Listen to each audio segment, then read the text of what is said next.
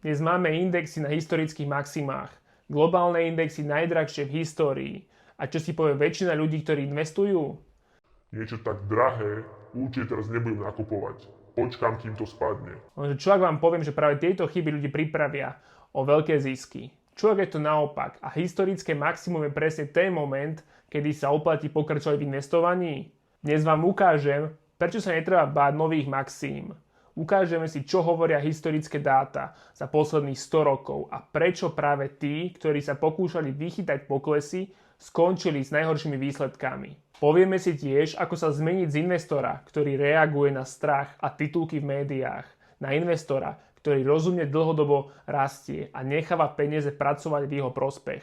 Volám sa Tibor Feher a pomáham ľuďom so správou majetku a investovaním. Mám skúsenosti z asset managementu ako portfólio manažér, kde som spravoval portfólia vysokobonitných klientov a dnes sa venujem tomu, aby aj bežní ľudia mali prístup k profesionálnym investičným riešeniam. Prejdeme už k veci. Možno ste si všimli, že globálne indexové fondy aj americký trh S&P 500 sú dnes na historických maximách. V médiách počúvame titulky ako rekordné hodnoty, trh na vrchole, príde pád.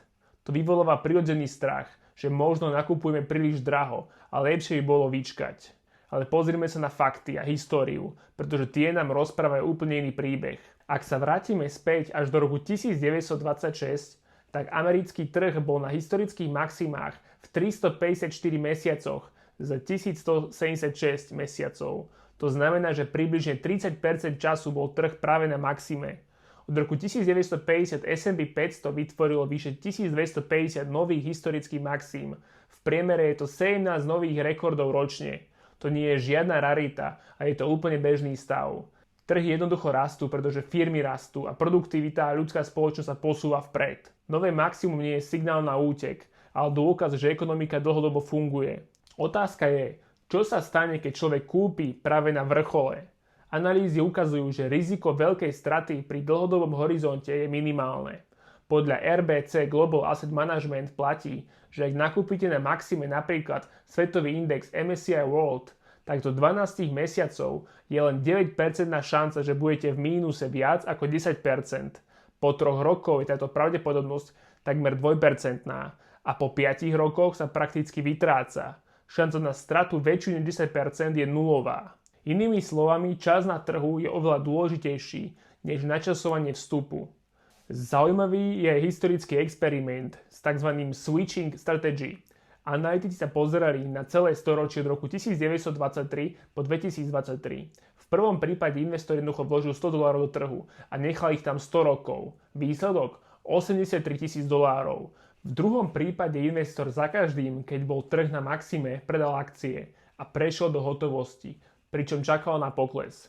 Logicky si myslel, že takto sa vyhne stratám. Po 100 rokoch mal však namiesto $83,000 len $879.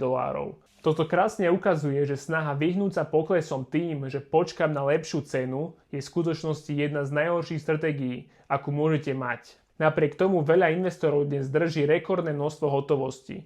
Podľa prieskumu eToro z roku 2023 až 39% retailových investorov navýšilo svoj podiel cashu. Medzi mladými je to dokonca 60%. Chápem ich, úrokové sadzby na terminovaných vkladoch sú vyššie než dlhé roky predtým, lenže práve mladí ľudia majú najviac času, aby využili silu zloženého úročenia, aby prekonali trhové poklesy. Sedieť na hotovosti je pre 20-ročného človeka možno psychologicky pohodlné, ale finančne je to premárnená príležitosť. Aby sme to lepšie pochopili, zoberieme si príbeh Sergeja Bubku, legendárneho atléta zo Sovietskeho zväzu a neskôr Ukrajiny, ktorý v 80. a 90. rokoch úplne dominoval skoku o žrdí. Nike mu platilo prémium za každý nový svetový rekord. Bubka bol tak múdry, že si rekord posúval o jediný centimeter a takto ho prekonával viac ako 30 krát. Stal sa prvým človekom, ktorý preskočil 6 metrov a takto to funguje na trhoch. Nový rekord neznamená koniec rastu. Naopak, väčšinou je to signál, že hranice sa budú posúvať ďalej. Peter Lynch, legendárny manažer fondu Fidelity Magellan, hovoril, že na trhu je vždy niečo, čoho sa môže báť. V 50. rokoch to bola jadrová vojna, v 70. rokoch ropné embargo, v roku 2000 dotcom bublina, neskôr finančná kríza. Napriek tomu sa každý, kto zostal investovaný, dočkal nových rekordov. Je to paradox, Keď trhy lámu maxima, investori sa boja, že kupujú draho. Keď trhy padajú, boja sa, že padnú ešte viac. A tak mnohí nenakúpia nikdy. Historické dáta sú jasné. V priemere sú výnosy v 9-mesačnom období po dosiahnutí all-time high nadpriemerné. To znamená, že kto kupuje pri rekorde, má štatisticky dokonca vyššiu šancu na dobrý výsledok než ten, kto čaká. Samozrejme, trhy kolíšu, krízy prídu a odídu, ale z dlhodobého hľadiska rastú a vytvárajú hodnotu.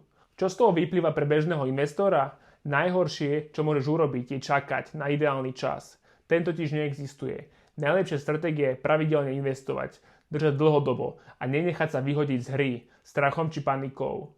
Tak ako babka posúval hranice po centimetroch, aj trhy posúvajú hranice po rokoch a dekádach. Ak vás táto téma zaujíma a máte pocit, že by ste chceli mať pri sebe niekoho, kto vám s investovaním pomôže profesionálne, rád vám ponúkam svoju expertízu. Mám skúsenosti s portfólio manažmentom a pomáham ľuďom so správou ich portfólií, aby ich majetok rastol rozumne, bezpečne a dlhodobo. Ak chcete mať jasno v tom, ako investovať do indexov, ETF alebo iných aktív, pokojne ma oslovte a môžeme spolu nastaviť stratégiu, ktorá bude fungovať pre vás.